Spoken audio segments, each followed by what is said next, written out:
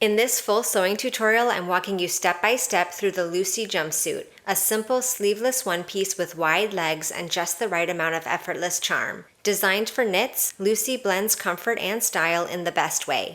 I'm sewing mine in a beautiful coral interlock knit from Fabric Worm, a medium weight, stable knit that gives this pattern the structure it needs while still feeling soft and wearable. Bonus, I'm only using my regular sewing machine for the entire project, with a narrow zigzag stitch of a 0.5 width and 2.5 length. No serger needed. Oh, and before we get started, I also wanted to share how I like to hang knit garments like this one. I fold them at the waist instead of by the shoulders, and this will avoid stretching out the bodice to maintain its perfect shape. Now, without further ado, let's sew the Lucy Jumpsuit.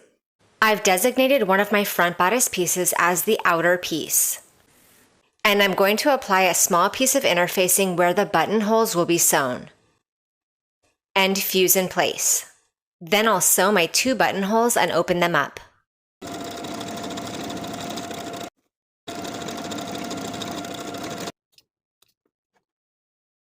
Place your outer front and back bodice pieces right sides together and pin the shoulder seams.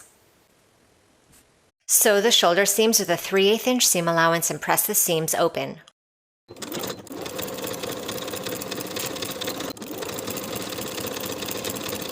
Repeat to sew the shoulder seams for the lining bodice as well.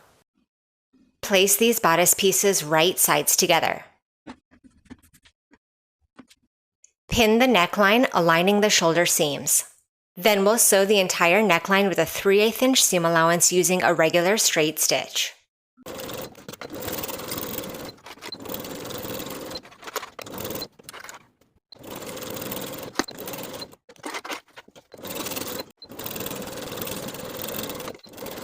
At the corners of the back neckline, we're going to use sharp scissors to snip into those corners in the seam allowance, snipping to the stitching line but not beyond. This will allow the material to turn nicely to the right side. Turn the bodice right side out and give the neckline a good press. Starting with one of the armholes, I want those main and lining pieces to be right sides together, so we're going to use the burrito method. From the opposite side, I'm going to roll those main and lining materials toward the other side. Then I'll open the main and lining materials of the opposite armhole, moving the armhole that's underneath so that it's right sides together with the opposite armhole. So now those corresponding main and lining armholes are right sides together with the opposite side of the bodice sandwiched in between. Pin this armhole in place. Then we can sew from the bottom of the armhole on the back side across the seam to the bottom of the armhole on the front side, using a 3/8 inch seam allowance.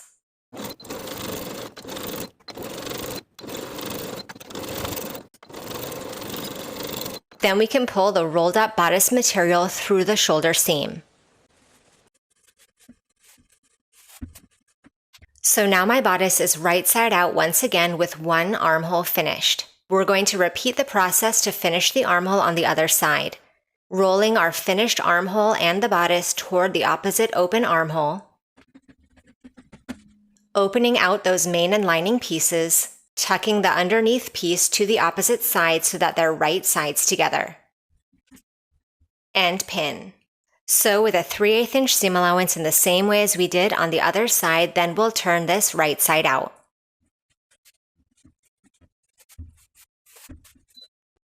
And you can give those armholes a good press. Now to finish the side seams, we're going to place the front and back main pieces right sides together.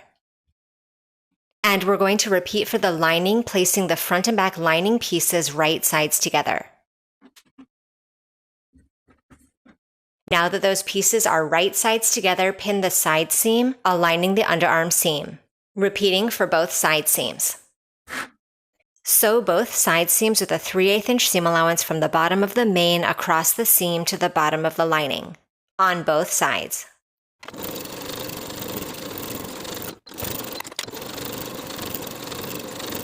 I've pressed both of my side seam allowances open. Now I'll turn my bodice right side out once again.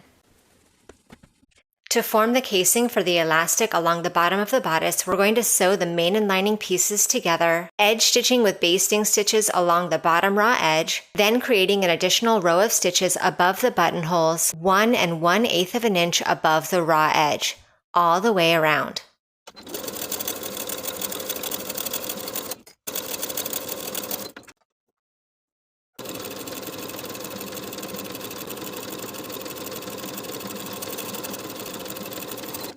Here is the right side of one of my front pant pieces. I'm going to place my corresponding upper pocket right sides together with the front pant aligning the curve. Pin in place. Sew with a 3/8 inch seam allowance. Flip your pocket over the seam and to the inside of the pant, then give that seam a good press. Here is the wrong side of my same front pant piece, with the pocket flipped and pressed to the inside.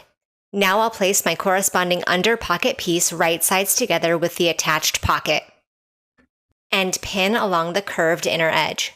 Sew the pocket pieces together with a 3/8 inch seam allowance.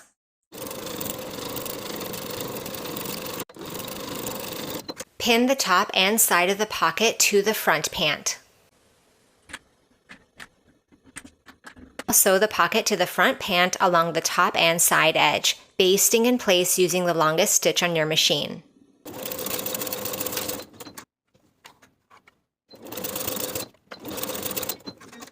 Place a corresponding front and back pant piece right sides together and pin along the side seam and the inseam.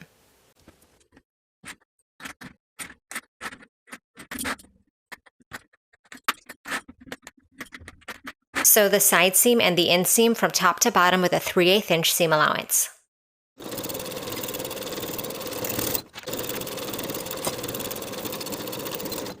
Repeat the same process to attach both sets of front and back pant pieces and their pockets.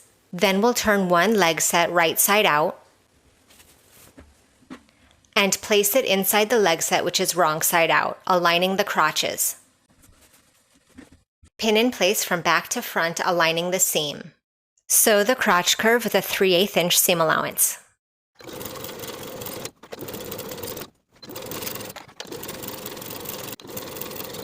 Turn both of your pant legs right side out. Place the bottom of the bodice and the top of the pant right sides together. So your buttonholes should be facing the right side of the pant. Pin the bodice and the pants right sides together all the way around, aligning your side seams and the center front and center back. Sew all the way around with a 3/8 inch seam allowance. Finish the raw edges together if preferred and press the seam allowance down toward the pant.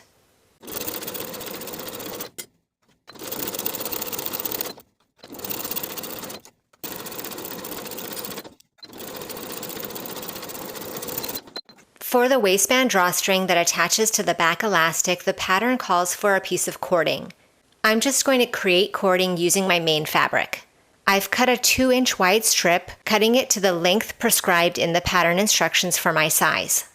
Now I'll fold this piece lengthwise right sides together, and I'm going to sew along the long edge with a 5/8 inch seam allowance.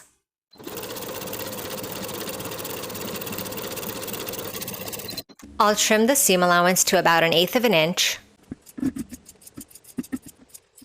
Then I'll turn the drawstring right side out using a safety pin.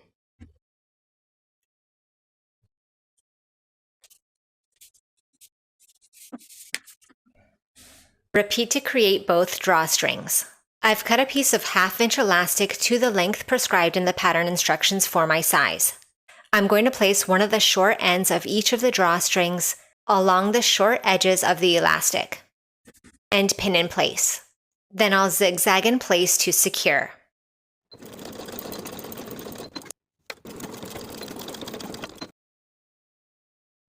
I'll secure one short end of my drawstring and lace it through one buttonhole and out the other.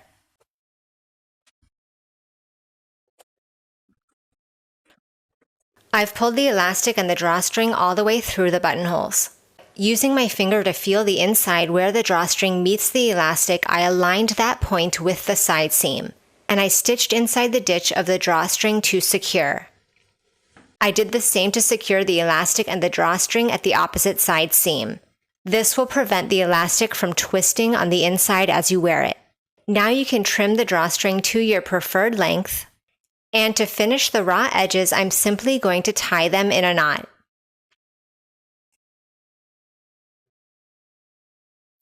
Now we can hem the bottom of the pants. Fold the bottom raw edge of the pant to the wrong side by 1 inch and pin in place all the way around.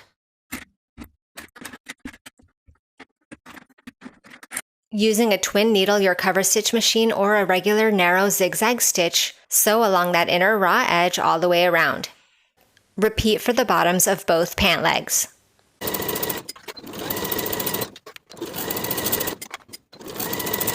And now the jumpsuit is complete.